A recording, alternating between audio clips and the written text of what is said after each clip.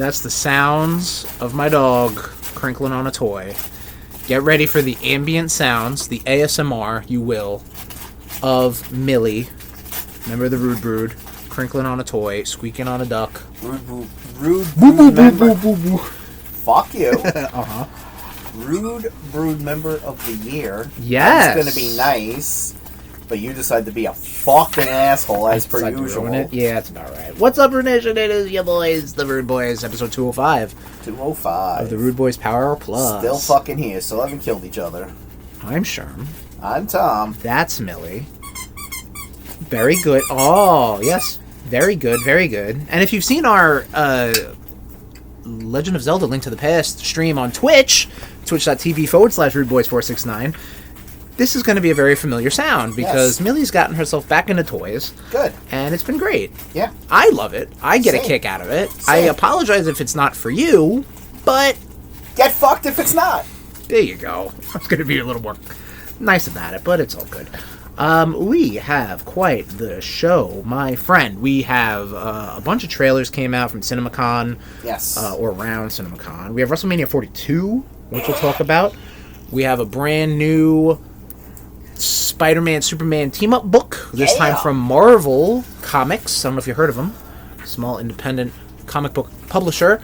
And speaking of comic books, we have our old staple, Trading the Backs. When we don't know what to do for the episode, we do Trading the Backs. I mean, not true. I mean, we've kind of ran out of, we've ran out of, comics to trade, to be completely honest. Well, you still have one, but you're refusing. I'm not going to read Mutant X. I'm sorry. You're going to read Mutant X. I still have it. It's in the box for the move because it's going to come with me, obviously, because I need to protect it. You're going to accidentally put it in the garbage box. Well, was it in the garbage box? I didn't notice. All right, it wasn't in the garbage box. Yes, we'll talk about it now. I am moving. So get ready for, I don't know, I hope not a dip in episode I don't think so. release. I think we'll be all right. It's just a matter of the internet getting back up and everything getting ready, getting set at we'll the be new living a little bit studio. Closer, so that is correct. A little bit, not like where the studio is now. Correct. It's, difficult. It's less of a drive. Yes, that is correct. What Trading the Backs volume are we at? Volume 10. Wow. Holy Big number 10. Wow. Trading the Backs. So we have a Trading the Backs edition. 2 new releases and 1 very classic yet topical release, which we'll talk about when we get to that topic. It was something. But first, Tommy. Who is in our mouth? I have to sneeze. Nope, I'm good. Who do we have in our mouth? So, I think we've had this in our mouths before. Yes. On air. Did you play the beginning music? We don't do the intro. I put the music in the thing. But thank you for telling me to prep the music, to be completely honest. Who's in our mouths? We have our good friends in Arizona, green tea, cucumber with citrus. This is a delectable little drink. Delectable. I like that phrase. Yes, this is, again, for those who don't remember, when I was down in Puerto Rico, they had these. We shipped them up. And now I think they're a little more readily available on Amazon, so you're welcome, Rude Nation and The Nation. And we made this happen. And Arizona, yes, for upping sales. Upping sales, thank you. And getting Arizona green tea cucumber with citrus into the hands of the public. Let's clink it up. Let's open it up. There we go. It smells delightful. It does.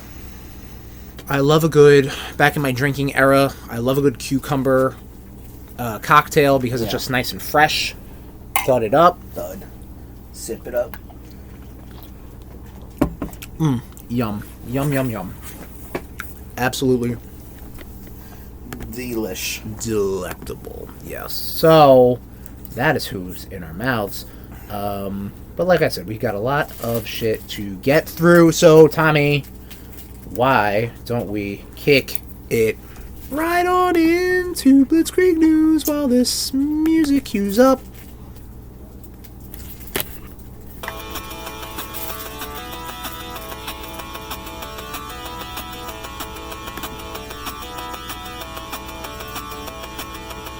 That was so close because I ripped the headphones out at the last possible moment so it actually played through the speaker. Ah, cool. There you go. That's a little behind the scenes. Super glad for that. Yeah, you should be. Blitzkrieg news. Starting off in games as we always fucking do. Mm-hmm. Spider-Man 3, the second one in the works.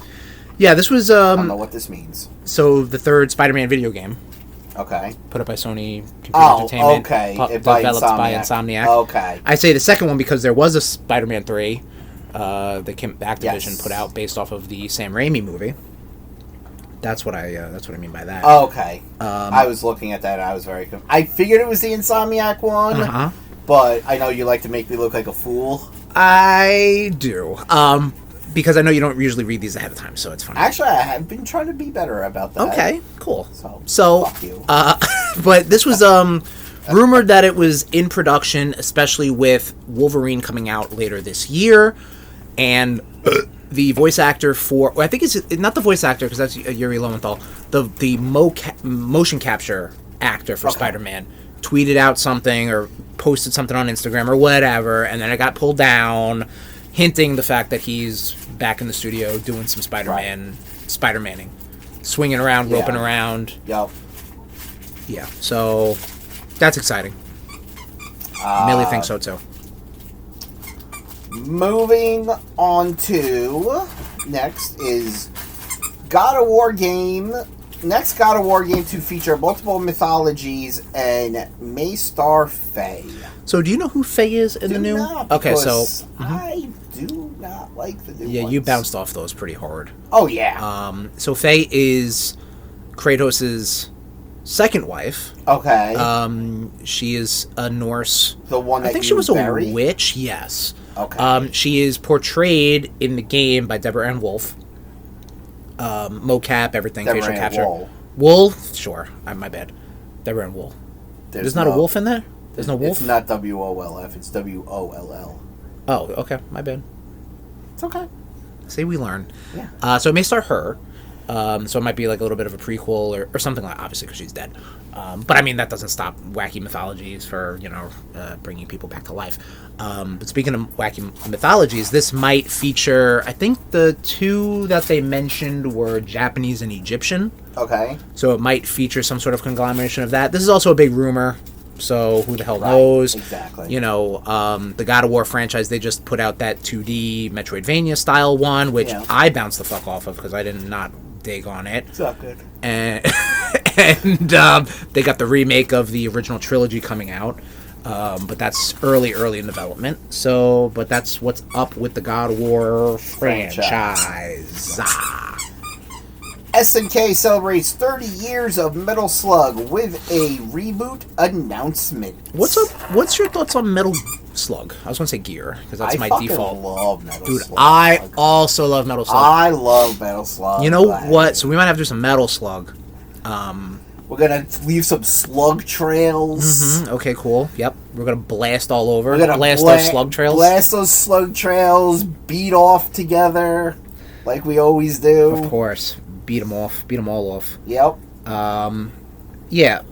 First off, SNK is owned by the Saudis, so yeah, womp womp. So they're gonna have us shooting, not.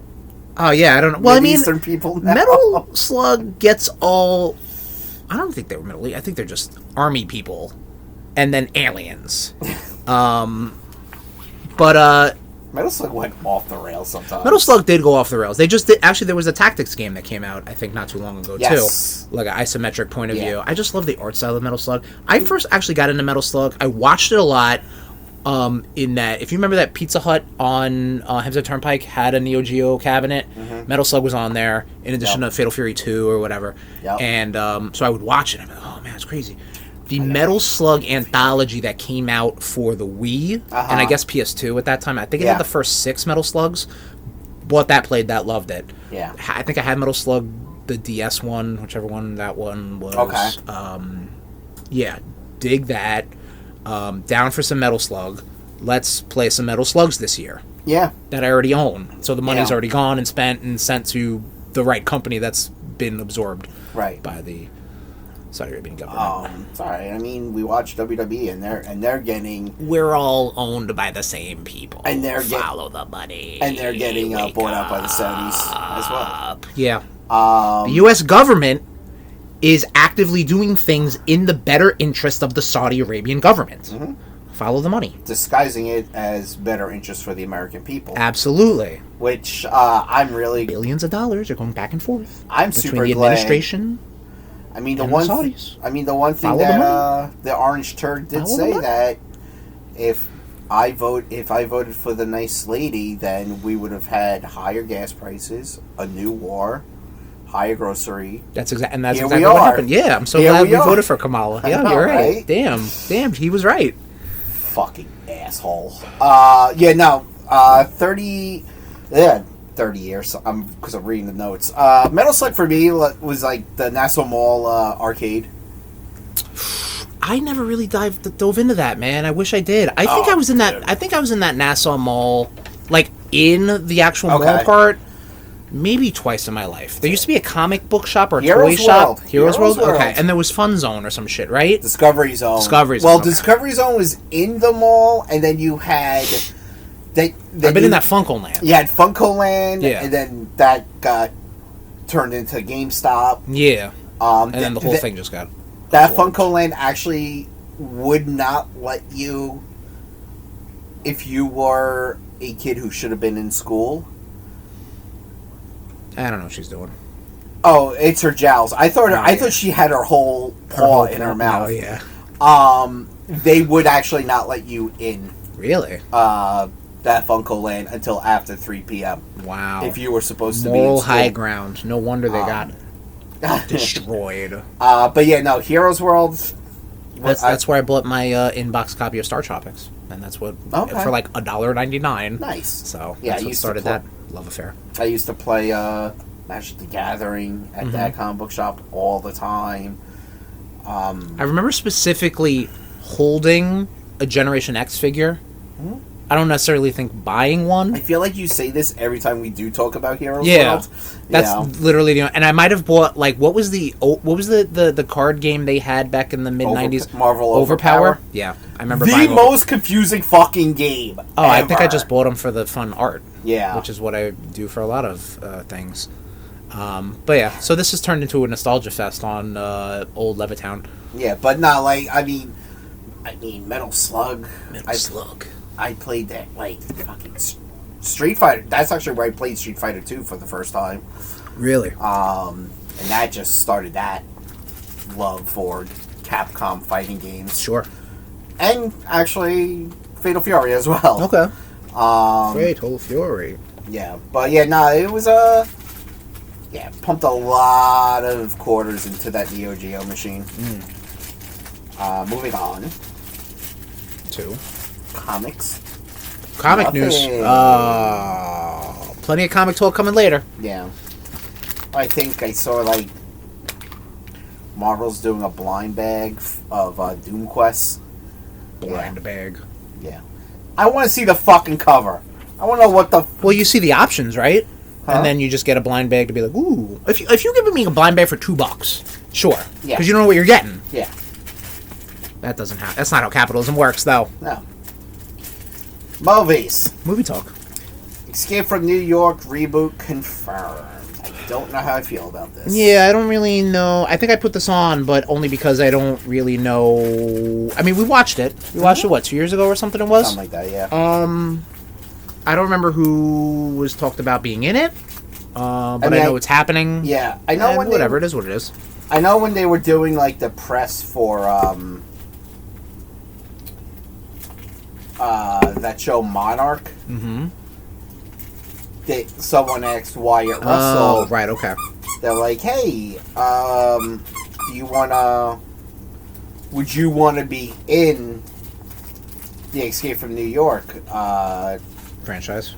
Or reboot, I should reboot, say. And he was just like, I'm actually older than my dad currently. I've heard him say this, yes. So, because, like, I mean, I don't even know. I mean, Kurt Russell, I love Kurt Russell. Man, there was a bite-off called Escape from New Jersey. I mean, everyone wants to escape from New Jersey. Yeah, I think that's called real life. Yeah. Yep, Millie agrees. Yeah. Yep. So yeah, reboot of Escape from New York. Yeah. Cool. So we'll see. We'll see. I mean, can't be any worse than Escape from LA. Next thing on the list of things you boys don't really are interested in, but maybe members of the RudeNation might be. Bloodborne movie coming and will be rated R. Yes.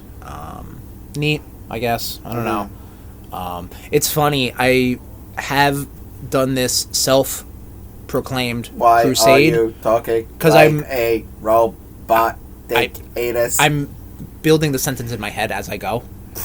Because my brain is just working a little. I wish I knew what that was like. Right? You just send it to the press. Don't fact check. Send it to the press. I've been on a self-imposed crusade of purchasing Blu-rays or whatever physical copies of all the video game movies, and then shit like this happens, and I'm like, oh god. And then like I also hear that it's like the 25th. It can't be 25th. 15th anniversary of the Warcraft movie or whatever, and they're coming out with a new disc, and I'm like, ugh. That was actually really good. Was it? I've heard it Warcraft was. movie, dude. I've heard it was, but it's like I'm uninterested in that. You know what I mean? I've only played the demo of Warcraft, and I was just like, yo, this is really fucking good. Like, I enjoyed the shit out of it. All right, listen. So. I mean, I'm not disparaging it, but it's something that I'm like, it's not in your wheelhouse, right? Yeah, no, I get it. And then, but you like what you like. I like what I like, but I also said I would do this thing, so I'm gonna do this thing. Correct. Yeah. So, Bloodborne movie. Moving along. Now this is Batty. Live action Fern Gully in the works. You've seen Fern Gully, right? I saw it in movie theater. Okay. I saw it in the theaters, and that's the only time I've seen it. I think I've seen it in movie theaters, and I had it on VHS, and I was able to shoehorn the Tim Curry musical number. He plays the smog monster. Yeah. I was able to shoehorn that into some sort of project I did in high school. Okay. Because of course I would. My mentality of school projects was that if it doesn't have content, it better be entertaining. Yeah. And sure as shit, my shit was entertaining because it had absolutely no educational content. And I don't know why they would, how I graduated, but here I am. Making money, baby. But yes, Fern Gully, for those who don't know, is a 92 animated movie starring Samantha Mathis, Princess Daisy herself, and Christian Slater, and Robin Williams, the late great Robin Williams, and Tim Curry, great voice actors right there. And it's a big old fucking they're little fairy elves. It's a Save the Rainforest. It's a save any forest movie. Yes, it's big corporation coming against that in the age of Captain Planet. That doesn't sound like America at all. Well, again, we were back in the really rock and roll era of the Clinton administration. Yeah. Our president was on a black man's talk show. Yeah. And getting blown in the Oval Office. I was going to say the saxophone, but okay. He was also getting blown in the Oval Office, yes. I remember that was the biggest scandal. I remember he was like, whoa, this man's not fit. Meanwhile, you got this guy falling asleep during press conferences telling his predecessor was Sleepy Joe. Yeah, I love how I showed that picture to my housemates, and they were like, that's AI. I was like, no, it's not. There's one video that he just, he clonks the fuck out, and I'm like, that cannot be true. And fact-checked enough. It wasn't true, but it was very funny. It's like he has narcolepsy. Boom, head down on the thing. No. Tommy Chong was also in this movie. Huh. And Tone Loc, that's right. Was Connie Chong's husband in it, Maury Povich. One more time? Connie Chong was married to Maury Povich. Okay. I'm saying Tommy Chong. Oh, I think you said Connie Chong. No. Oh, and Cheech Marin. Which makes sense. Yeah, Cheech Marin and Tommy Chong were the original RudeBoyz. And a movie about smoke. Get a load of that. You can't have one without the other. Right. Like us. Is this streaming anywhere? I gotta find that out, man. I haven't seen this. Is it? I don't think it's Disney owned. I think it's one of those offshoots, I think. Ugh, of course they made a fucking sequel. Of course they did. Why do they put all this? I guess all this shit is boring. April 10th, 1992. That was recent. Wow. I mean, recent in 92, but Right. You know what I'm saying. Yeah, I don't know. It's not Disney, I can tell you that much. I don't really know who put it out, but honestly, it doesn't fucking matter because there's a reboot coming out, live action this time. Ferngully is available on Amazon, Tubi. Okay. Tubi gets everything. Yeah, Tubi doesn't give a fuck. Pluto. Pluto, same thing.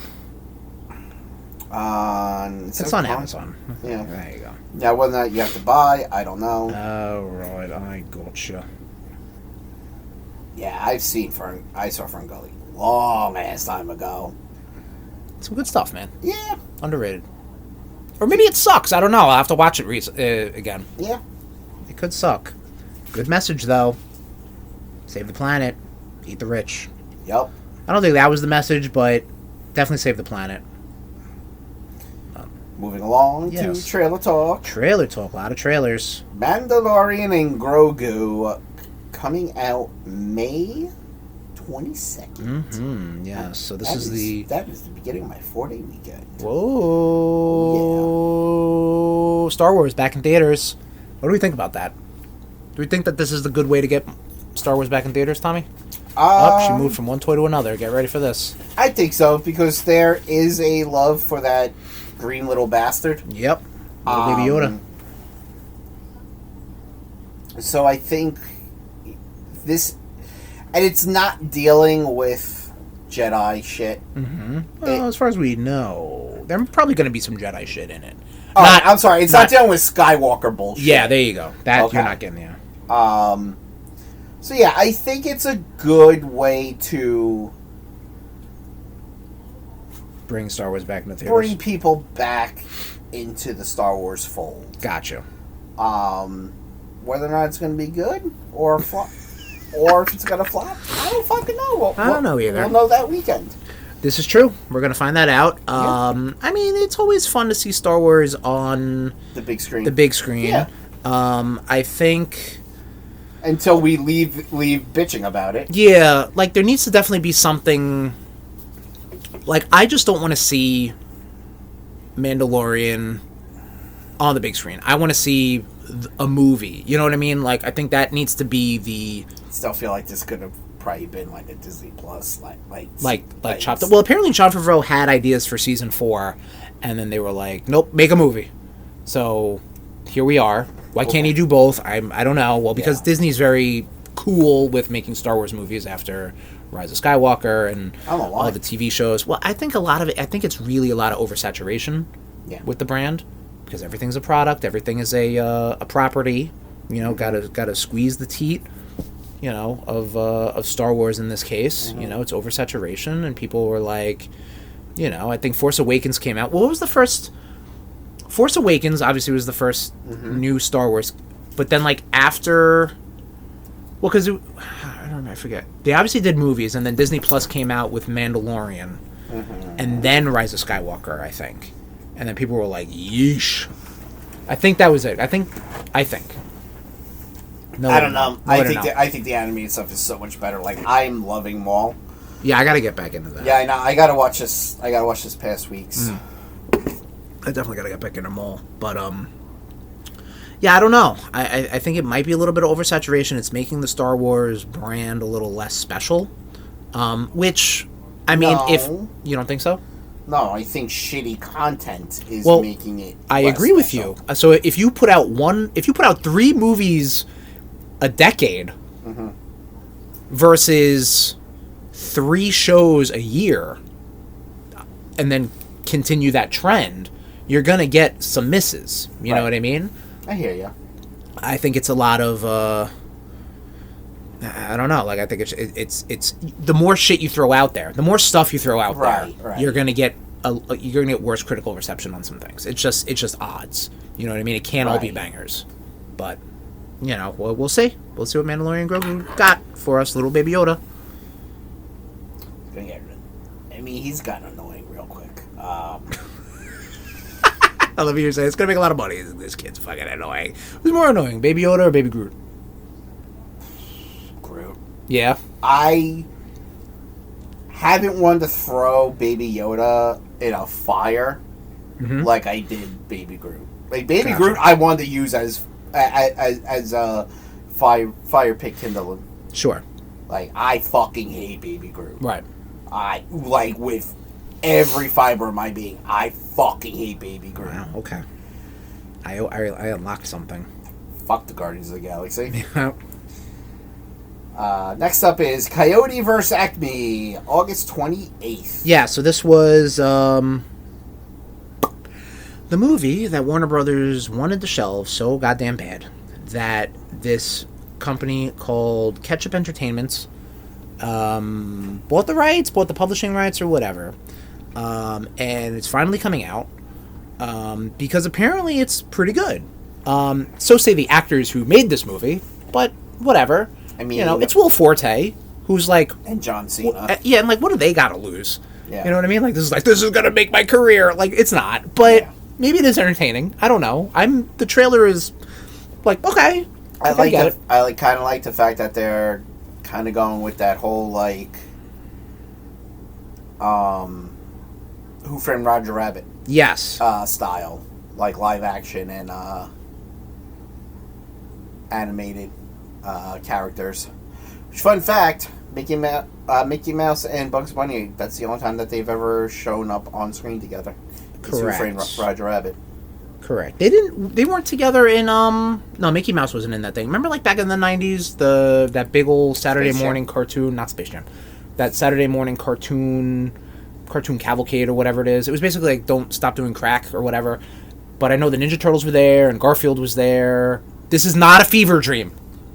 Absolutely, I'm going to fucking... It sounds like... I'm going to look this up right now. This sounds like some tomfoolery given to me by Chris. I know the Looney Tunes were in there.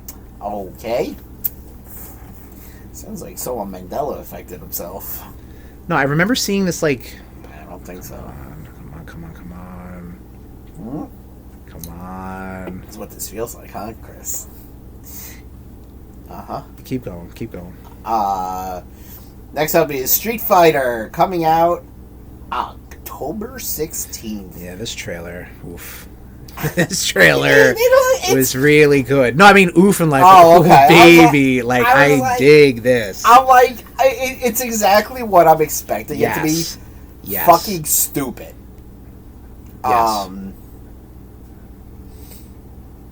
Like, it definitely does look like they're trying to, like, insert, like, the whole, like, drama between Ken and Ryu's past and everything. Right. Which is, I'm sure, how Akuma's going to get worked into everything. Because I think Akuma killed their master. That's correct, yes.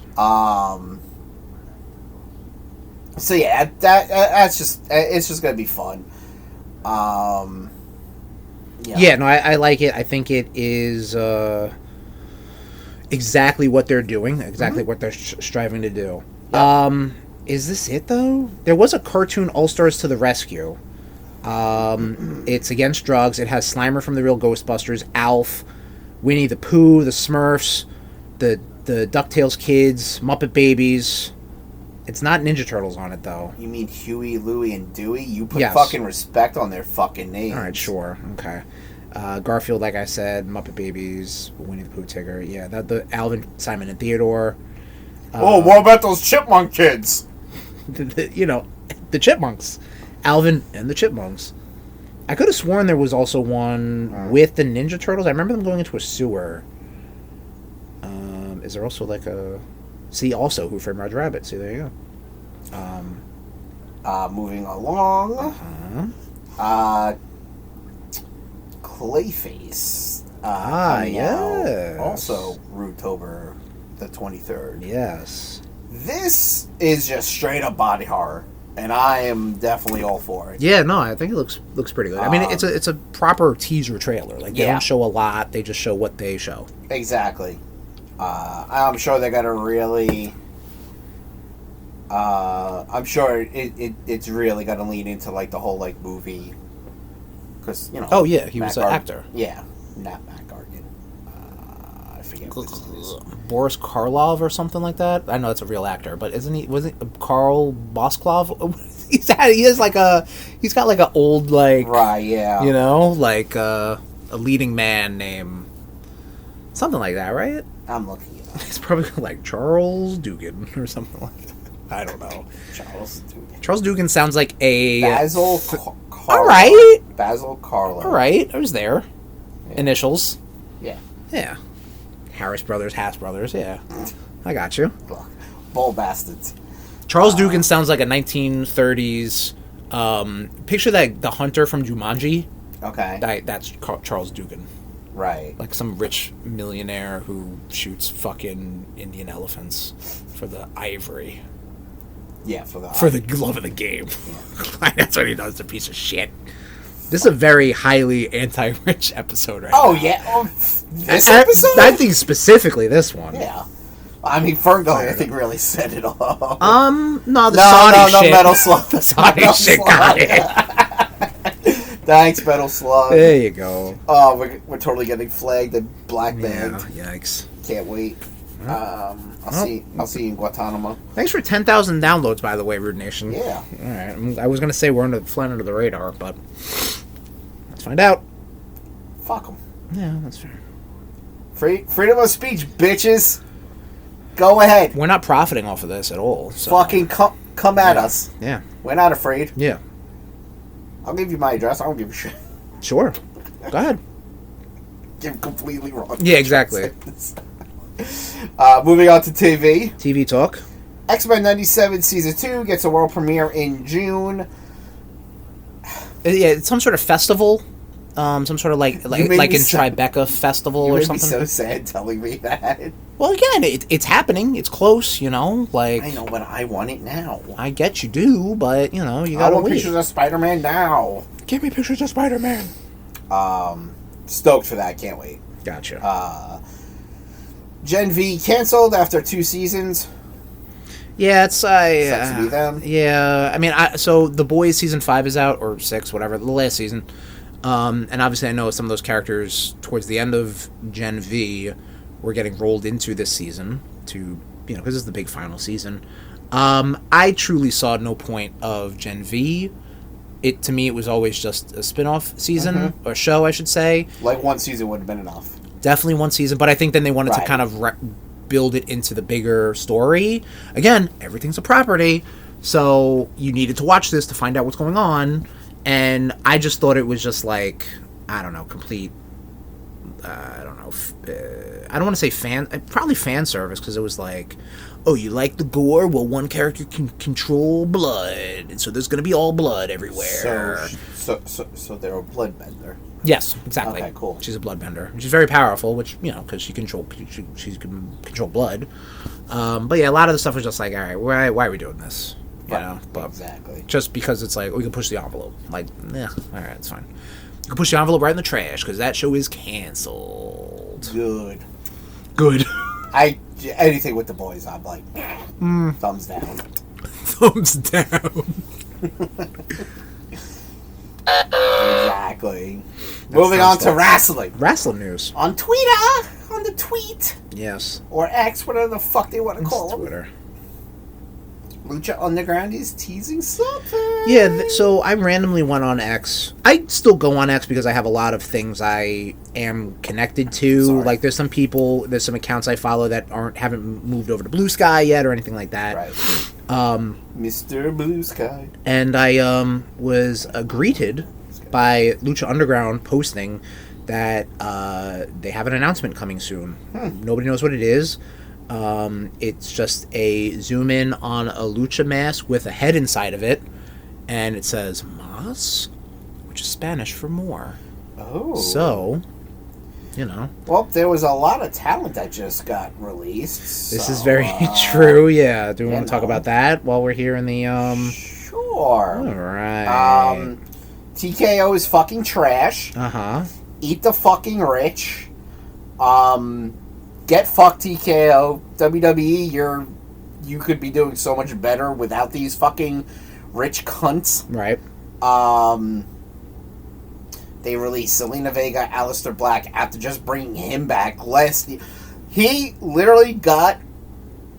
They brought him back April 25th of last year. He got released April 24th of this year. Yeah, it's a very bizarre Didn't even make it a year. Yeah, it's a very bizarre situation. Maybe he only had just a 1-year contract, and they were like, well, we don't see this going anywhere. Yeah. I will be honest, it sucks that they're out of a job. But these are very talented performers. Oh, yeah. They will survive. They will thrive. Yeah. And it's good that they're not being squandered. Like, Yeah. I'll look at that. I'm not trying to apologize for the company. I do think it's absolute bullshit that they can't...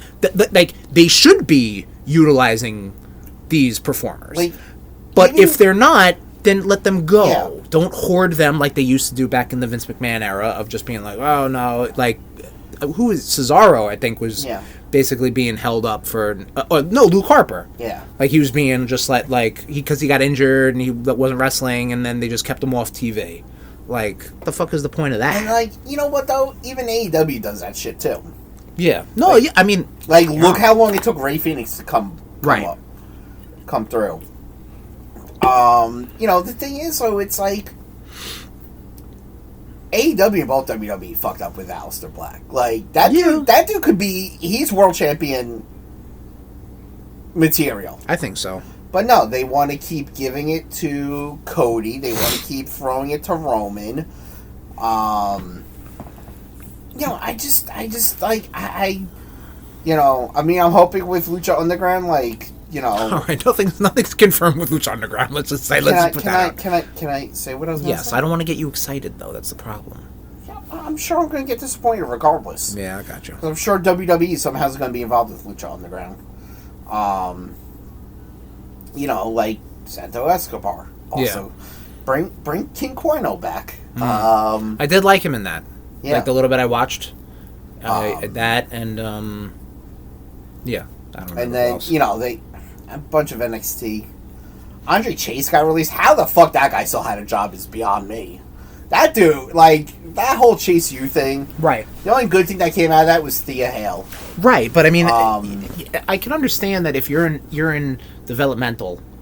I think that was the guy that took a piss next to me in the. You say every fucking time. It's a funny story, bro. Yeah. One of the Bravado brothers took a piss next to me. Some fucking fucknut in a cardigan.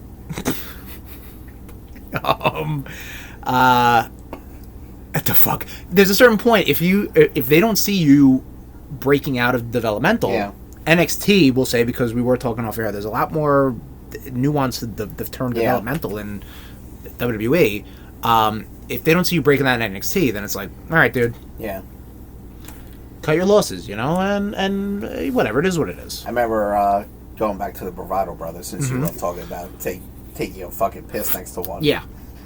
I remember a few of us, I don't think you were there, we went to a VPW show, and the Bravado brothers come out there healing it up, and they're like talking to the side of the ring and me and Sean are just jaw-jacking them back and forth.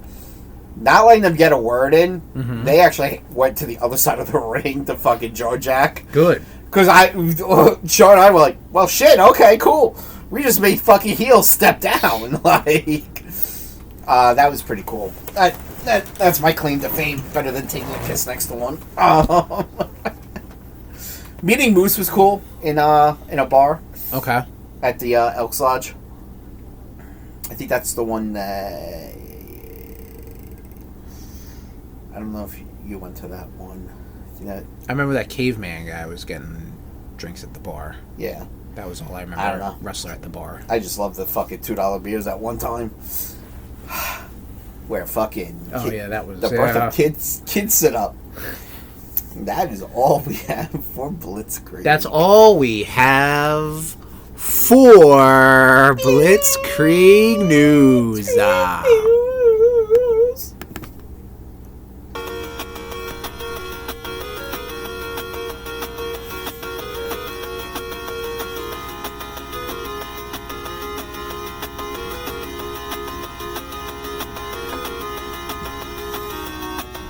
Tommy, guys, Those are some RudeBoyz catch up. Tell me a little bit about whatever the fuck you're doing. Well, Wolverine Origins. Well, yes, I also forgot to put up that I started playing Pragmata. Yes, a game I did not think you would get yourself into. Played a demo. Mm-hmm. Loved it. Well, you were intrigued about it first. Yeah. And then I was like, hey, there's a demo. Yeah. And you played the demo, and you liked it. Yes. So, got it. Nice. I'm at the demo part. That's so far. But, like, there's, like, more to do than what the demo gave you. So, which is pretty cool. Like, you know, I'm already able to upgrade weapons and such. And it's pretty cool because, like, I didn't realize that it's pretty much like your weapons are all, like, 3D printed. Okay. Because of, you know, like, you know those cubes that you picked up? The filament cubes? Sure. I know you were telling me about the demo, and I'm like, I don't... Or the game, really. Right. And I was like, I don't really remember the demo. Because I played it, and then it clicked, and then it was like, play it again. And I'm like, no, I'm good. The more, like... Purged from my memory. Yeah. Fucking smooth brain over here. Listen, man, I can only cap so much. But they... Like, you collect these cubes, and you're able to upgrade your weapons and such from them, and... Because, like, it's like the lunar filament, like, as long as you have a blueprint, you're able to make whatever the hell you want, so... Pretty interesting. Right. And fighting AIs, which is always fun. There you go, man. It's good to fight back on the artificial intelligence. So I'll give more updates as I play. Nice. Okay. Cool. I also read finished up Wolverine Origins. Okay. This was the Daniel Way run. So this is not the original Wolverine. Is it the original Wolverine Origins? Well, that's Wolverine Origin. Oh, okay. So I don't know about this. This Okay. is the Daniel Way one. I think you got me volume 1 and 2. Right, probably because you liked it. And I was like, I'll get that for you. Right, and I believe I've let you borrow. I do not remember this. Well, tell me a little bit about it. Maybe it'll jog my memory. So, like, you see, like, you know, you find out that Wolverine has been getting, like, fucked with pretty much from childhood. Okay. You know, and, you know, like, there's always been, like, a shadow there. Mm-hmm. And it turns out that shadow is fucking this character named Romulus. Okay. No, I don't remember this. I'm sure you do. I would have remembered a character named Romulus. Would you? Yeah. Because I've heard that name before in the lore of Wolverine. Okay. And I don't think I know shit about him. So, he's kind of like... Next straight to the backs. Well, I read this already. I'll fucking just knife you. I'll be like, read me next time. I don't know what to tell you. I don't know what to tell you. Fucking deal with it. Yep. Really fucking good. Daniel Way, good little writer. Good little writer, that Daniel Way. This is also the introduction of Dakin. Okay. You also find, like, this is where you see the respected friendship of Wolverine and Captain America. Okay. Happens. Also with Black Widow. Mm-hmm. Like, he actually trained Black Widow when she was a kid. Gotcha. The guy Romulus was also, like, part of the whole, like, the Weapon X program. Like, he's the one that was just like, hey, look, I got someone for you for your experiments. Here's this guy. Cyber's a huge part in it. Cyber. There's also Wild Child's involved. Mm-hmm. It's 50 issues, which I don't even know how it's 4 volumes. Like, I'm like, god damn, like... Is that a complete run? 50 issues? Okay, that's cool. Yeah. I was a fan of that. The art is really good. Who's the artist?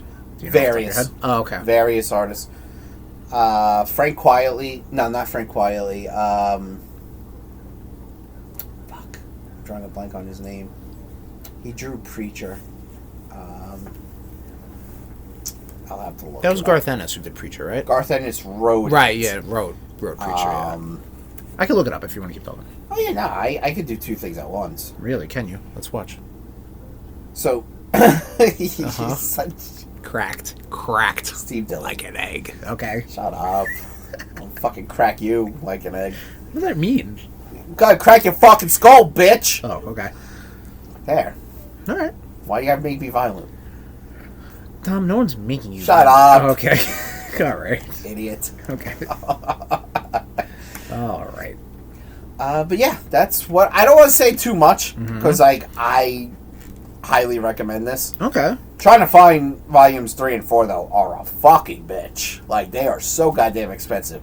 What are they? Out of print. Out of print, yeah. There's the key word. Yeah, I should probably look on eBay. Corporations. Yeah. Alright. Well, speaking of comic book related stuff, yeah, what have you been up to? on this very high comic book episode, I started watching Invincible season 4. I am, I think, halfway through, because I think there's 10 episodes, so I'm either at episode 4 or 5. My bewilderment in season 3, because, like, it's always, like, my understanding with Invincible and my own, what I grab from it, it's a fucking comic book as fuck comic book adaptation, meaning that you're going to get some scenes where it's an alien invasion, or they gotta go fight demons in hell, and it's all random shit. Like, it's not like, here's a season of them fighting the Viltrumites, or here's a season of them fighting multiverse people, like, it is, I mean, that is, like, the major arc, but then there's also, like, little interstitial stuff, like, oh, here's a gang war, like, and then that's an episode or an issue it would be in a comic book. It gives me, like, heavy, I think I've used the phrase Venture Brothers but serious, because of the amount of lore and characters they just throw at you, and you're just expected to be like, oh, I know what's going on. Like, you have a man that turns into a dinosaur Hulk monster, right? And we're just supposed to go with it, Or there was between the earlier seasons, there's a brain parasite. I think it's called a sequid or something like that. It's like an eyeball brain with squid tentacles, and it grasps onto someone's head, and it controls them, hive mind style, right? And then they start multiplying, and then, like, there's a problem. So it's like one of those things, like, you can't leave even one alive. You have to kill them all. It's like Starro. Yeah, it's like Starro. It's like the Brood. It's like that whole thing. Any comic book alien. Exactly. Yes, that has some sort of brain parasite. Yes. Yeah. The brain slugs from Futurama. It's all the same shit.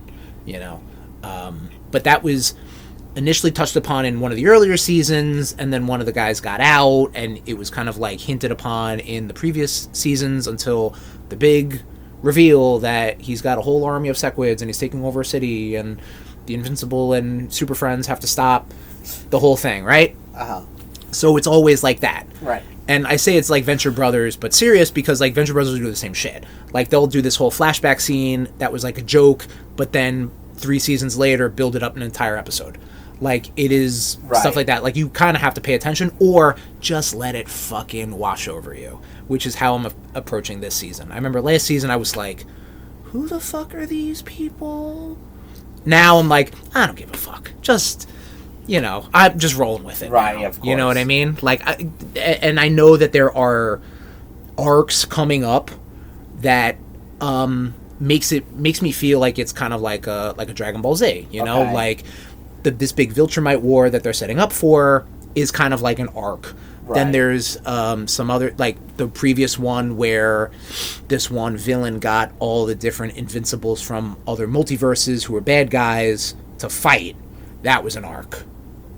So I kind of dig that. Like, I do dig on, like, a beginning of a story and an end of a story, even though we have little, fighting demon hell monsters or space aliens. Right. So I'm enjoying it a lot better than I did last season.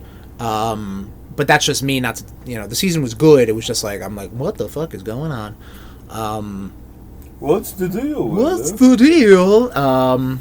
it is still an interesting interpretation of, like, superhero archetypes. Okay.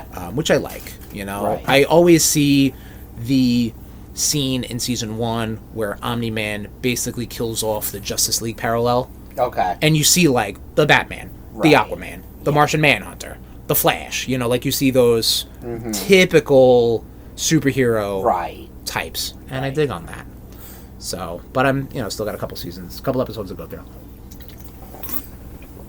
Speaking of comics, though, Tommy. Oh! Well, what's up? Oh, yes. Okay. Yes. We both read the newest edition, the newest team-up of the most popular comic book characters donning red and blue. This time coming from Marvel Comics, Spider-Man, Superman. All new, all spectacular. So, like previous team-ups with the Superman, Spider-Man, and the 2 Deadpool Batmans, we read this. Yes. We've got thoughts on the stories. We'll do some quick thoughts. I'll go in order of the book. Yes. I think that's how I have it in my notes anyway. That's how I have it. Okay, yeah. I did in my... there's that comic book app, Comic Geeks. Okay. I put those in ranking order, which stories I like better. But in order of the thing. So, our Kryptonite... do I have just a... No, I don't have to go through each page. This is the main event, and it starts off real strong, I think. Right. And this is the strict, because I don't think... this is the main Spider-Man, Superman team-up book story called Our Kryptonite. I think this was my favorite one out of all of them. Your cue cards are really fucking slowing you down. Yeah, I know, sorry. They put them word by word. It's hurting. I'm trying to not get any sort of ums and uhs. Shut up. All right. Just fucking do it. Brad Meltzer, writer. Pepe Larraz, artist. Meltzer's really good. This was a good little book. This was a good little story. I like this. I like the art. I don't really want to give a summary because, and I think this has to be the longest story. I should have double checked this. This is like the longest story I think out of any of these crossovers. I think so. Like, this is beefy for a book with also 6 other stories. Yeah. You know what I mean? It basically just has Spider-Man and Superman kind of beat up, and they have to fight Luthor and Green Goblin. And I then, just didn't like. I didn't like how Green Goblin looked. I dug it. It was different. Yeah. Like, I'll take that. And the second half of this whole story is just this nice little, like, conversation between Clark and Peter. Yeah. Because there was a situation where they read each other's minds. And, then they have a nice little family dinner with their parents and parent figures. I'll just say this was my favorite story in the whole book. And I think because they gave it a good enough, you know, they obviously gave it enough pages and stuff. Yeah. What do you think? I dug it. Okay. I mean, I know we're not saying too much, but there was one part that I really fucking liked. Which part was it? Super Venom. What happened? I like Super Venom. Oh yeah, that yeah. Because again, if you're gonna be like, I have a Spider-Man, I'm a Marvel writer, and I have a Spider-Man Superman team up. Of course, you're gonna do that. Yeah. Yes. So yeah, I dug that. There is a Venom symbioted Spider-Man. Yes. That shows up. But yes. Next up is Spider Noir and Superman. Yep. Like an old school black like logo. 1930s. Yeah. Yeah. I kind of like that one panel where like Superman breaks out of the panel, breaks out of the webbing.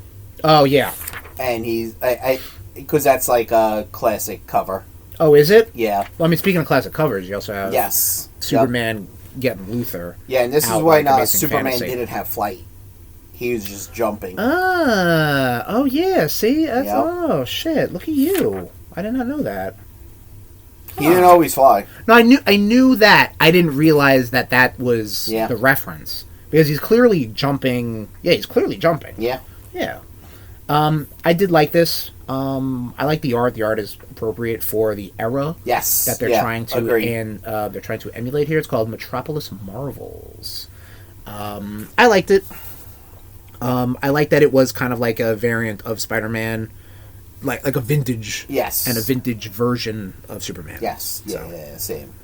Next story is called Sweethearts. Yes. It is kind of This is like the Lois and Mary Jane. Exactly, yes. From the previous one. But this one we're dealing with is kind of like their first loves. Yeah.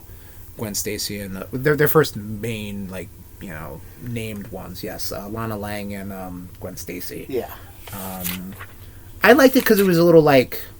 They obviously idolize the boys they love. Yes. And they talk a lot about them. I love me some Humberto Ramos art. I like the art. Yeah. You got any other thoughts? No. Okay. No, I mean, this was exactly what it was. Yeah, exactly. It was just them writing girls in love with their characters. Yep. Yes. Next story, in Identity War. Yes, this I really liked. Now we're branching out into the Marvel Universe with Superman also there. I did like this one also. And Justice League and... Oh, yeah. Like, this is like more Marvel DC. Yeah. Yes. Yeah, like Mysterio does something to... pretty much have the world feed off the Hulk's rage, from what I was understanding. A rage-powered Red Lantern. Yeah. That I liked it. I could have done with a little more of this. I think this is the second longest story. I think so. But it's good because it is like I don't want to say post-apocalyptic. It's like a far future-ish. Right. Where basically the world's heroes and villains have just basically gotten all rage virus. Right. And you have a couple characters that are teaming up that are kind of like against the pulls of the rage. Yeah. You have Superman, of course. You have Captain America and Stargirl. And She-Hulk. What was it? Thing and She-Hulk, Hal Jordan, and the Thing. Yeah. So it's kind of really more of a Thing Superman because you have those two people kind of interacting more than not. Yeah. This is the episode. This is the issue where I really noticed the glazing on Superman. Like, they are just like loving on him. And I think a lot of that has to do with what made Marvel Comics interesting in the first place was because you have a character like Superman who can do no wrong and pull planets and, you know, and do anything.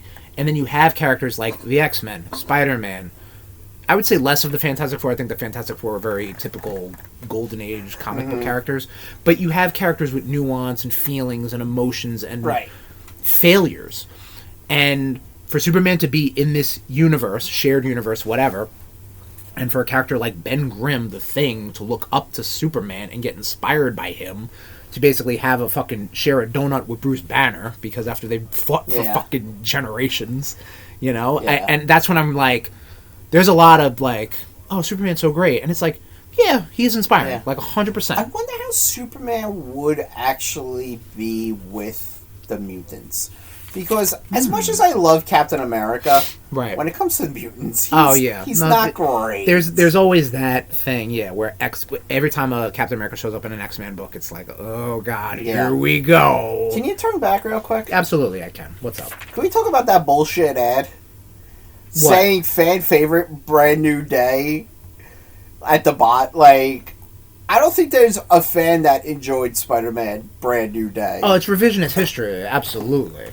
And I'm sitting there, I'm like, you guys are so far up your own ass. Tom, they have a movie coming out with it's a very similar title. Yeah, well... So, ding, ding, ding. I fucking hate to break... Ka-ching. I hate to fucking break it to you. That story was fucking trash. I don't know what to tell you. I saw that, I'm reading that advertisement, I was like, shut the fuck up, Marvel. Okay, so the topic, it doesn't say... it does say fan. I'm sorry. Because I'm reading from No, that's why I said at the bottom. You're right. Alright, so next story is called Ghosting. Hammer Time! Put out by Louis Simonson, who is a classic Marvel writer, who I guess she obviously is still writing. Classic looking art. Yes. Basically, the Hobgoblin, one of my favorite Spider-Man villains, steals a thing from Metropolis and is basically getting chased by Steel. Yes. And then Thor shows up. Yep. Spoiler alert, because they both have hammers. And that's it. And they beat up Hobgoblin. Yeah. The end. Like, that's basically what you got. Yeah. You know what I mean? Next story is Remarkable. And this deals with Spider-Gwen, Ghost Spider, and Supergirl. Yes. And they really are they're just sharing panels. Like, yeah. I think this one had probably maybe the most missed potential. Yes. I think it is interesting to have, I don't want to call them variants. They are female equivalents of... to the main characters. Exactly, yeah. So that's an interesting putting them Right. together. Like, that's, of course you would do that. Right. You know? And I think it's kind of a missed opportunity to have them... They could have done more. Because they're obviously both clearly in their... the other... I don't want to say main character. The titular characters, shadows, and, you know, that's that. Speaking of characters that are in the titular character shadow... And more Superman glazing. The story called The One Thing, written Yes. by Ultimate Spider-Man team-up crew, Brian Michael Bendis and Sarah Pichelli. Yep. Miles Morales runs into and helps out Superman, and he needs a little bit of inspiration, man. Miles Morales does. And, of course, that's what Superman is basically made of. He's made of inspiration and bulletproof skin. We got some Drainiac. Dormammu and Brainiac? Yes, yeah, they're teaming up. But, yeah. Good, I think this was a good story. I think we were still like, all right, I get it. Superman's inspiring. Like, did any of these guys share notes that you're going to have 4 Superman inspiring the other character story? Nope, not at all. Clearly not. A story that has nothing to do with Spider-Man or Superman, which I really like. It's called The Wondrous and the Worthy. This is Jason Aaron, written out, and the art... I did not know who did this art, but I see this art everywhere, and I really dig this art. This is Russell Dauterman. This teams up Wonder Woman and Jane Foster Thor, because of course they would. That's a very right. Of course you would put those two people together. Absolutely. If you can't put Wonder Woman and Man Thor together, Man Thor, then you want to put these two characters together, and Jane Foster needs some inspiration. So, there you go. Because Marvel characters have nuance. Not to say DC characters don't, but I think that's just maybe how Marvel views them. Mm-hmm. Great art, good story. I liked it. Thoughts on that, Tommy? Oh, I enjoyed the hell out of it. And then the last but not least, no, it is least because it's only a page double-sided. Yeah. You have One of Those Days, written by Jeff Loeb. Spider-Man sad. Superman cheers him up. Spider-Man sad about Gwen Stacy. Of course he would be, yes. Because that's also what people who don't really know much about Spider-Man write about. Which kills me, because Jeff Loeb, has written Spider-Man before. Yeah, but he wants to write... What would Spider-Man be sad about? Yeah. I don't know. Uncle Ben fucking eating a bullet? Yeah, I mean, that's all... Yeah. Well, but that wasn't... it wasn't what Spider-Man... I like the Ditko-inspired look that Spider-Man has. He's got the web pits. He's got the tons of fucking webs on it. The Ditko-y eyes and the Ditko-y spider logo.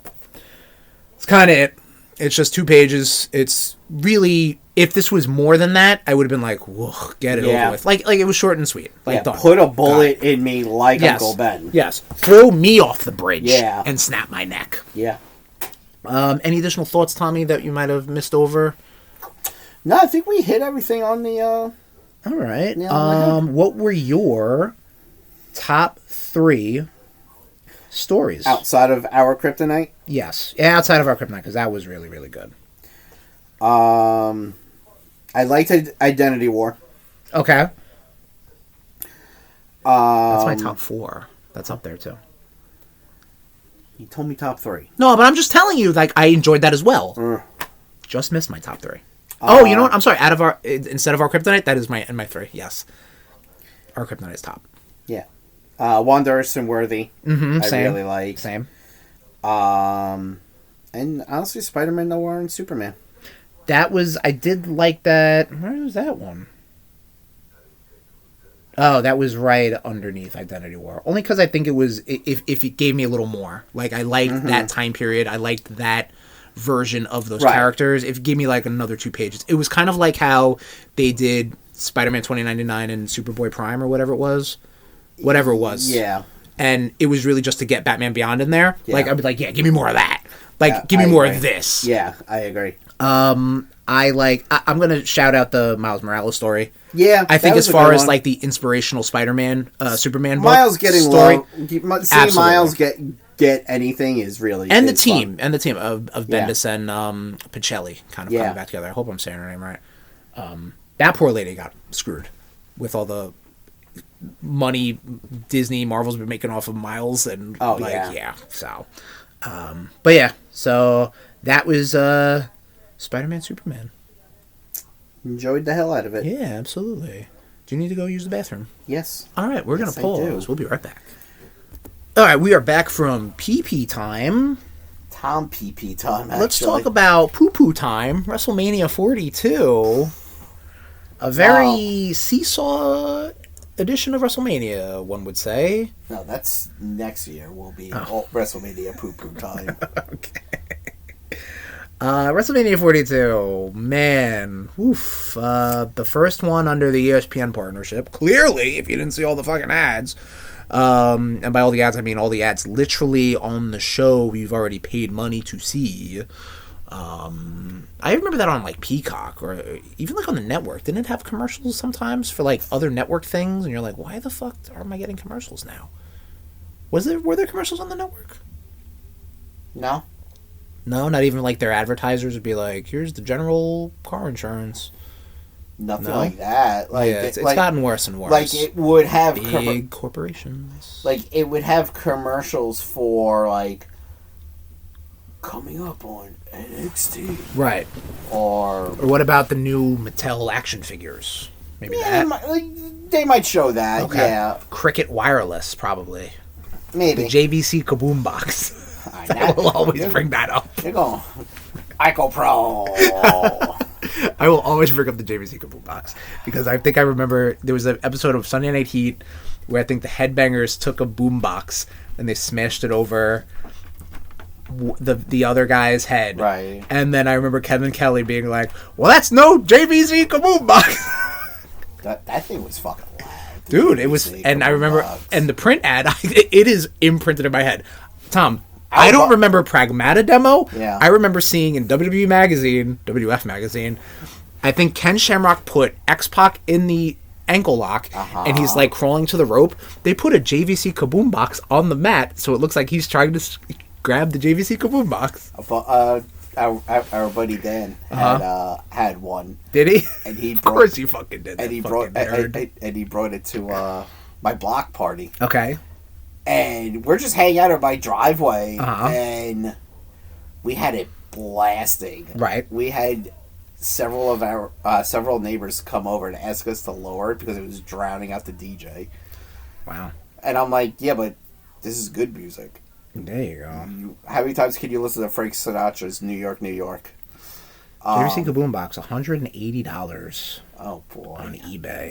Is that gonna be your first apartment? No, purchase? God no. Are you out of your mind? Does it even play CDs?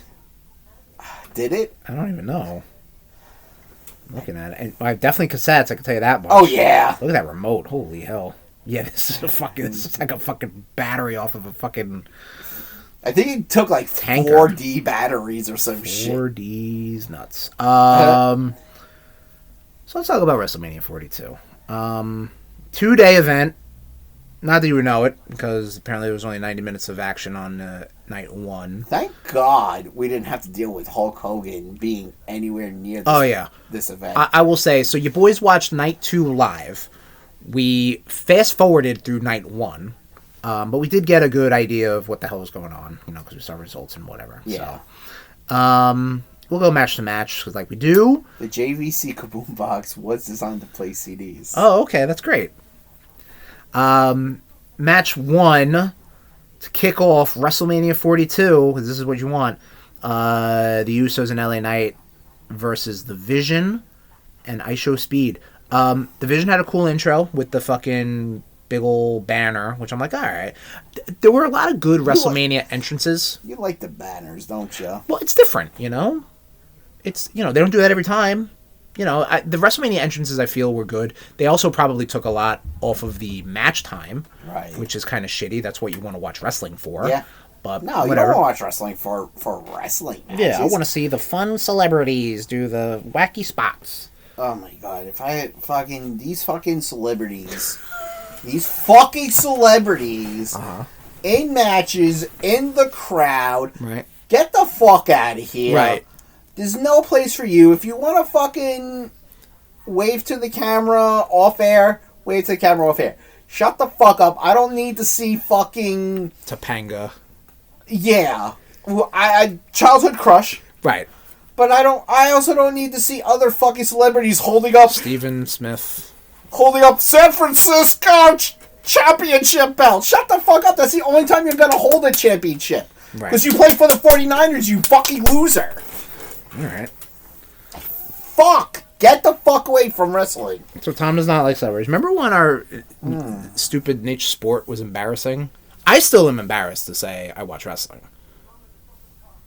You know what I mean? No. You know what fucking pisses me off? Oh, what? The fact that fucking...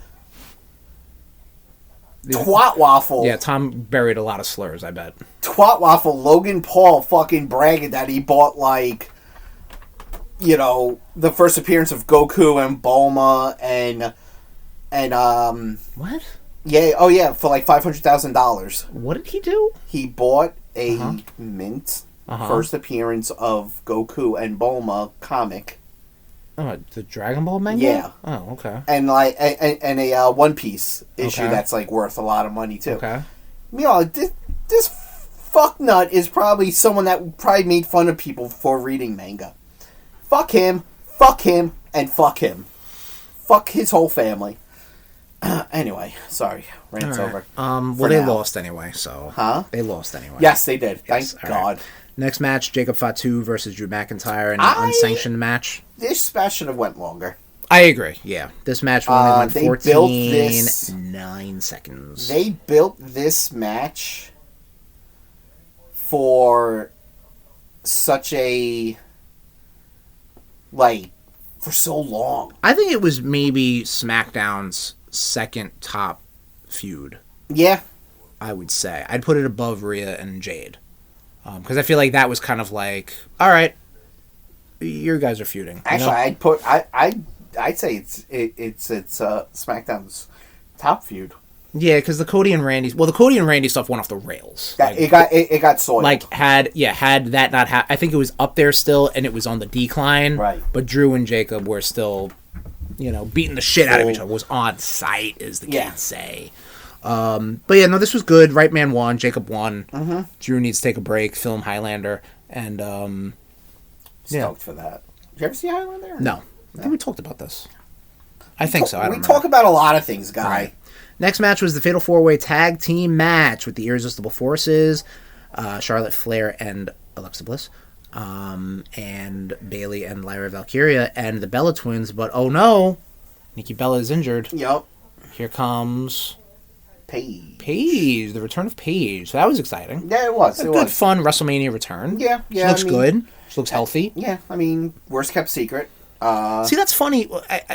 I think it was like if Jericho showed up, that'd be like, yeah, okay, Yeah. telegraphed. No, I think the fact that it happened at Mania, that's cool. That week, I was surprised. That week, I heard that she was going to be showing up. See, I didn't hear that. Yeah. So it was cool actually that they pulled the trigger and did it then. So I like that. And then Paige and Brie Bella won. Yes. The tag belts. Next match, IC Women's Intercontinental Championship match. The champion AJ Lee versus Becky Lynch. Yes. With her lip sync band. Becky Lynch wins. First multiple time Women's Intercontinental Champion, right? Because I don't think Lyra won more time. No, she sucks. Yeah, you are I do cool on Lyra. I just Dude, she's a female version of Tamaloga. That's that. They're both first off, terrible. I'd say they're both terrible. wow, terrible she is. Okay, I just think I don't know. Next match, I think the match of the night: Gunther versus Seth Rollins. Yeah, again, another one that should have went a little longer. Yeah, I agree. Well, it is the second longest match of the night. It's clocking in at 17 minutes, almost 18 minutes. The return of Braun Breaker coming back, which, like, it didn't need, but no. It was good Gunther versus Seth Rollins stuff. Like, these guys are gonna, these guys are gonna put on a good match. Yeah. We were talking about how Seth Rollins has, like, probably one of the better WrestleMania opponents, between Triple H, Brock Lesnar, Drew, Punk and Roman. Yeah. The Rock and Roman. He's got a good caliber of WrestleMania matches. Yeah. Even Logan Paul. Like we did talk about that, talking about celebrities in WrestleMania or in wrestling in general. Logan Paul has moved on to a full-time performer. Yes. He has. He shows up. Like he does the work. He's still a fuck. Right, he could still be a fuck, but he'd still be like, goddamn, that he could do that fuck can flip. Yeah, So, followed by the Women's World Championship match, Liv Morgan defeating Stephanie Vicaire. Shortest match of the night, I think. It is the shortest match of the night. Yes, I think I was hearing, and I don't know if this is Monday morning quarterbacking, because of Liv. She was in concussion protocol after that, that fucking header her and Roxanne took. They were like, let's not give you a full... Yeah. Let's take it easy, Because this was, like, I would say probably the hottest feud on Raw. Well, the second hottest. Yeah. For a lot of reasons. I'm kind of hoping Backlash they get a real match. Yeah, I would hope so, too. I hope so. But yeah, there you go. And the main events, Cody Raheem Rhodes versus Randall Keith Orton for the Undisputed WWE Championship match.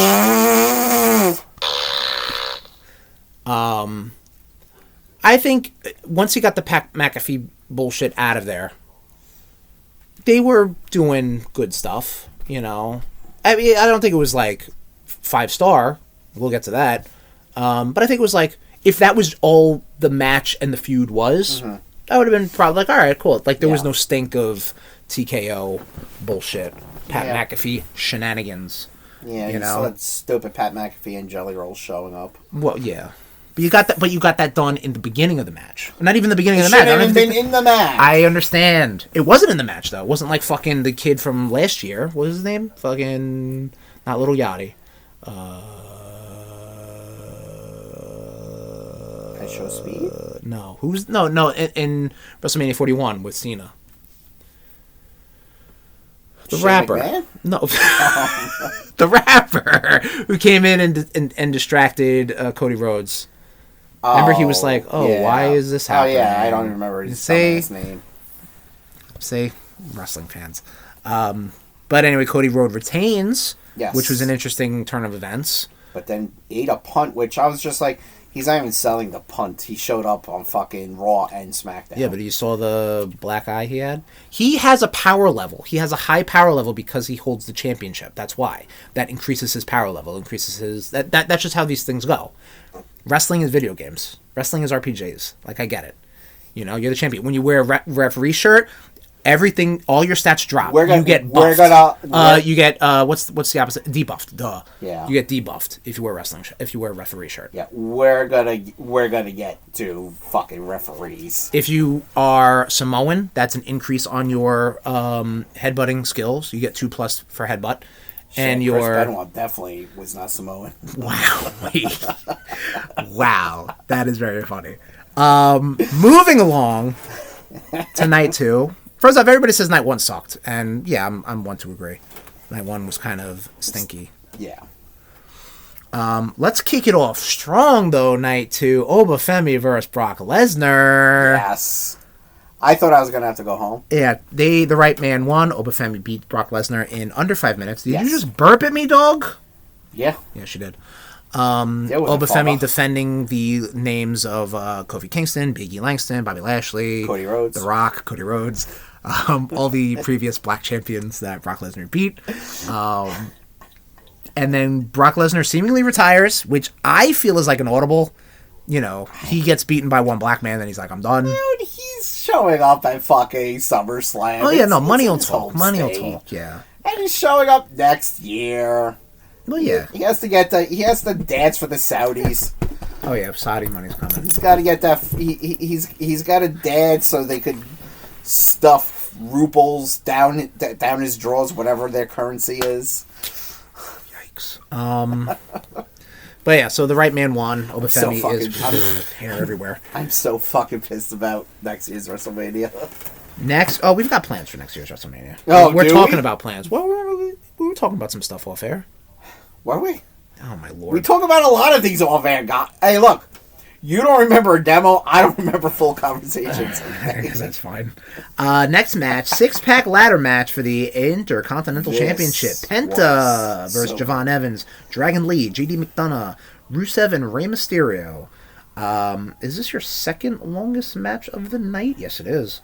Oh my god, the main event went long. Rightfully so. Penta retains. This is a very good clusterfuck ladder match. Yeah. I'm a big fan of ladder matches. This was a quite impressive ladder match. Yeah, this is this match was like tailored for Javon Evans. Yes. Very true. And JD and Penta and Rey, you know, not necessarily Rusev or really just Rusev. Yeah. But that's fine because you always need that one wild card. Not necessarily wild card, but like guy who does not climb ladders in the ladder match. Yeah, like your Finleys or your Ric Flairs or your Big Shows. You know, like what's that guy gonna? Mark Henry. I loved this. Might have been my second favorite match of the night too. I agree with that. Yeah, I think that's the right guy retained. Yeah, the right guy retained. I'd be okay with any of these guys winning IC. Yeah. Gold. I'm down with that.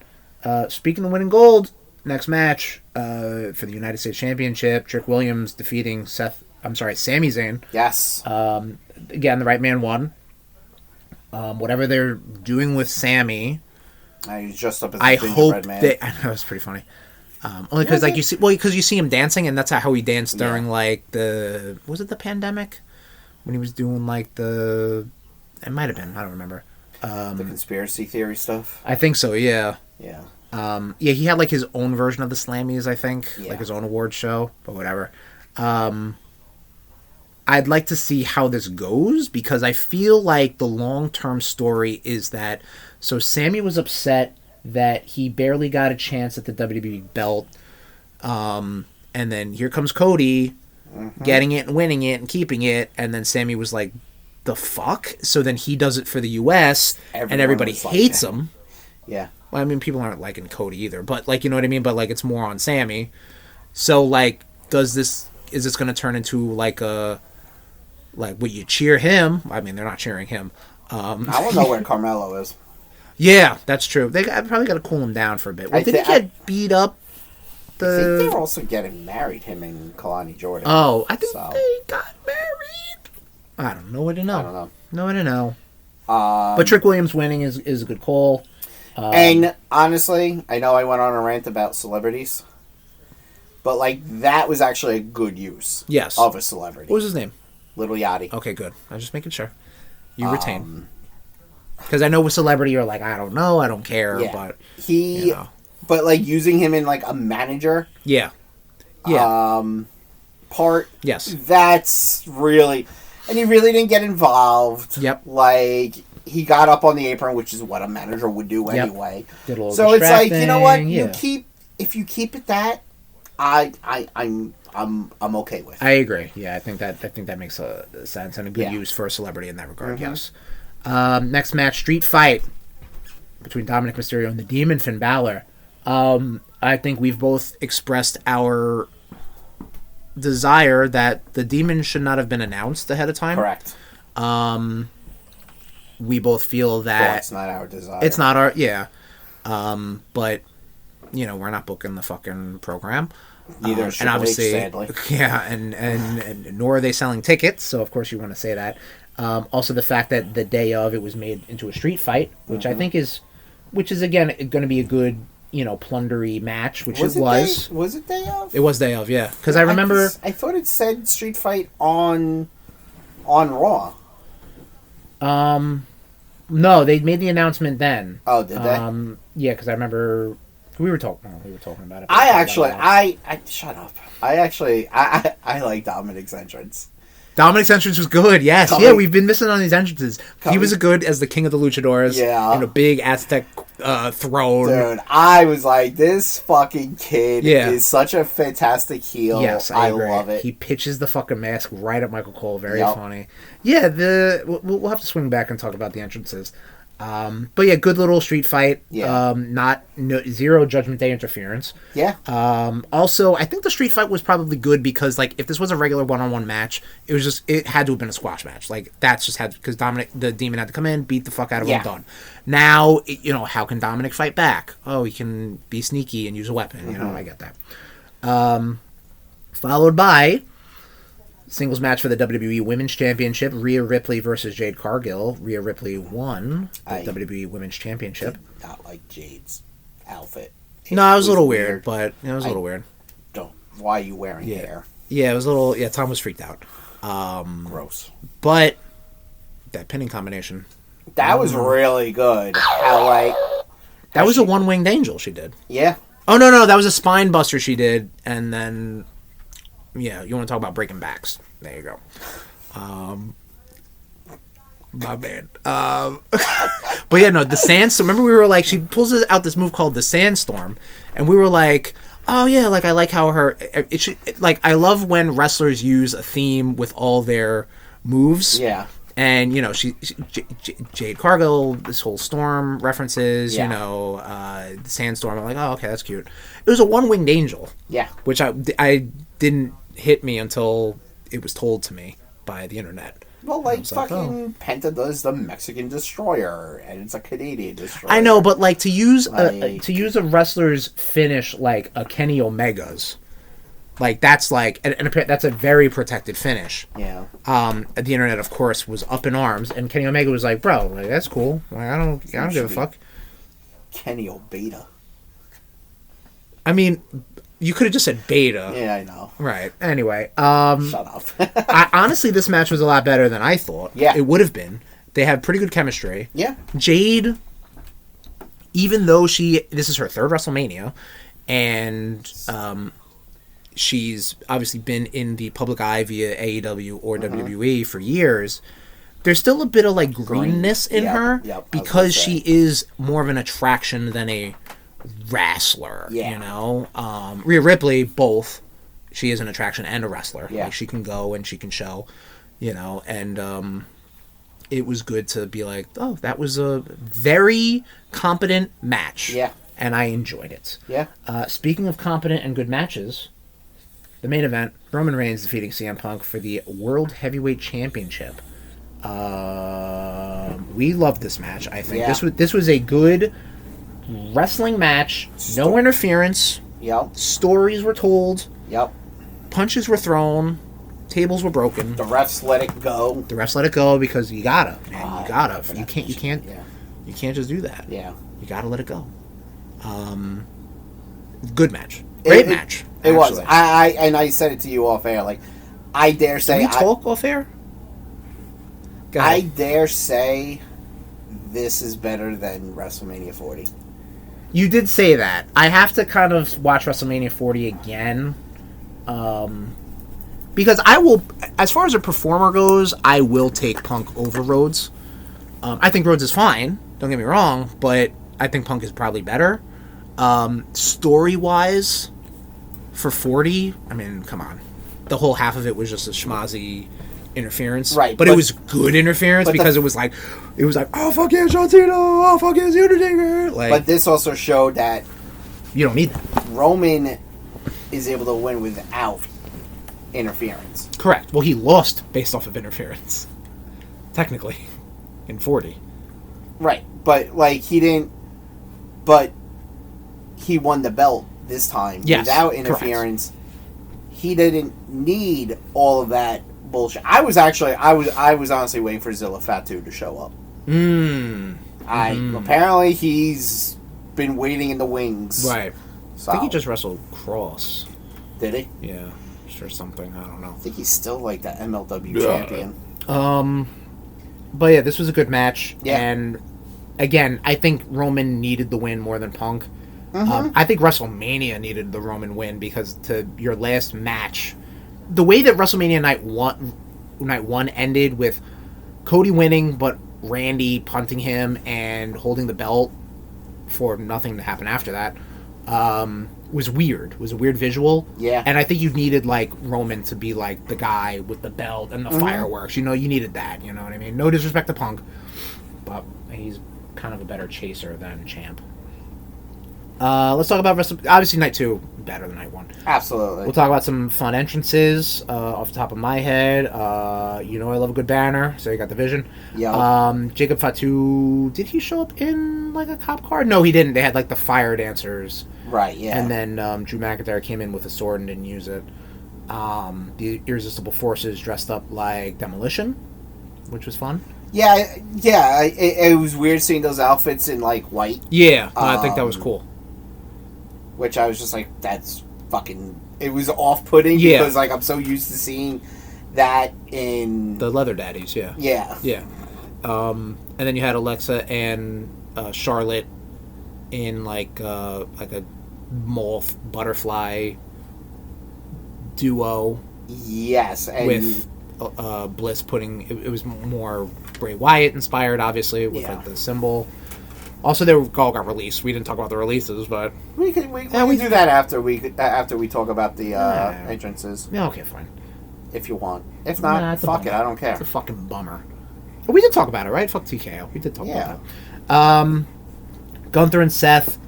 Obviously, Gunther didn't need any intro. No. Didn't need any fun entrance.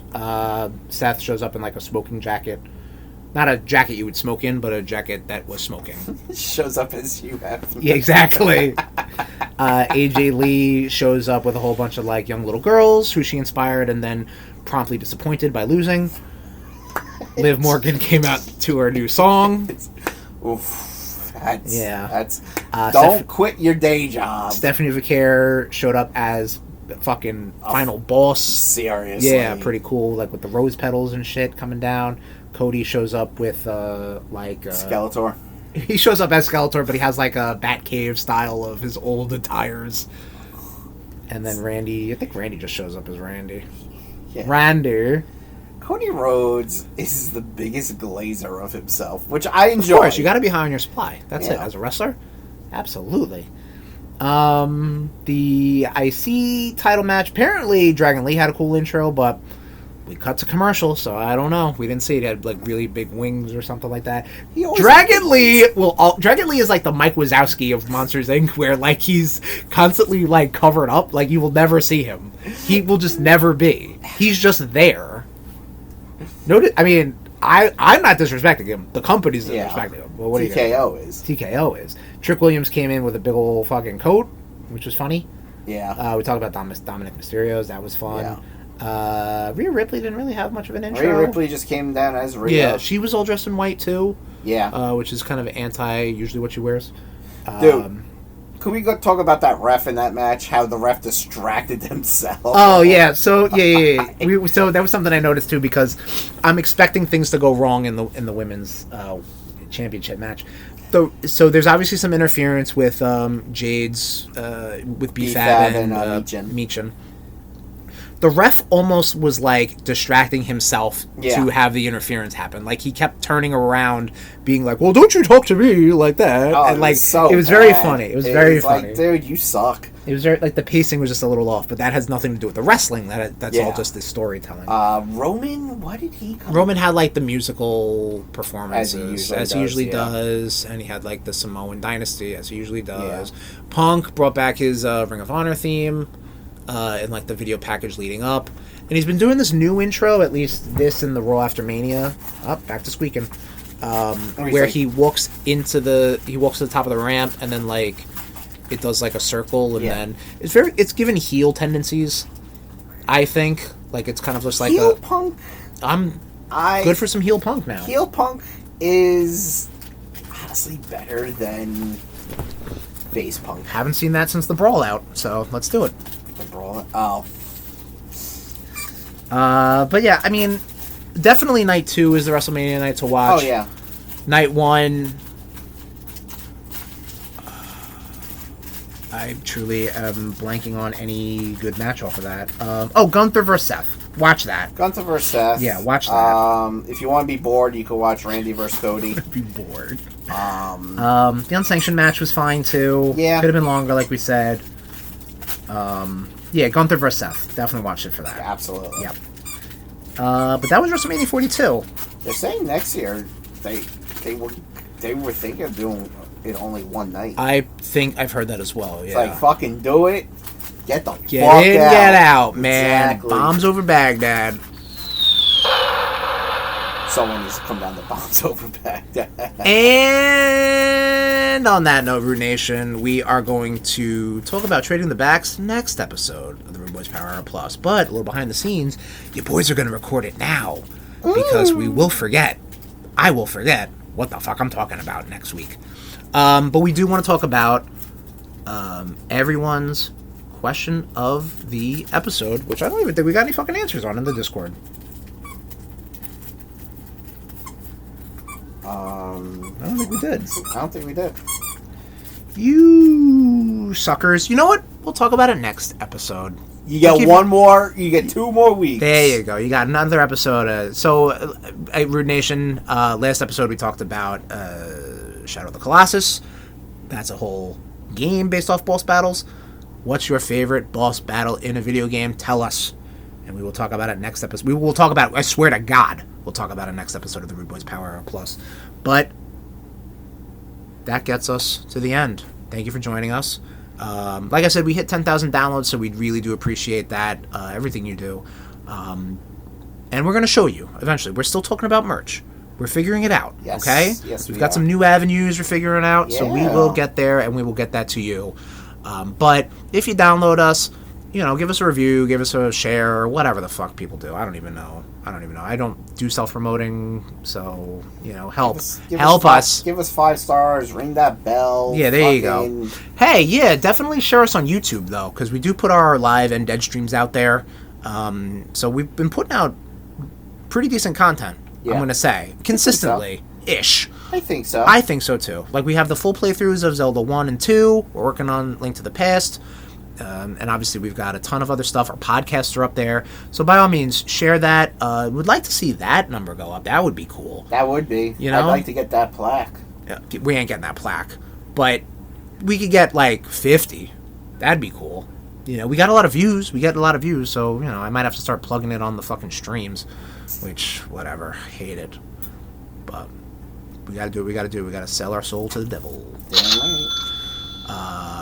Not TKO, though. Not TKO, not the Saudi government, not... Who else? Big business. Not the current government. Save the rainforests. Yep. Eat the rich. Eat the rich. Bring it back. Castration and decapitation. Damn right. And we'll see you next time, RudeNation, on the RudeBoyz Power Hour Plus. This has been a presentation of the RudeBoyz Podcast Network. Oops.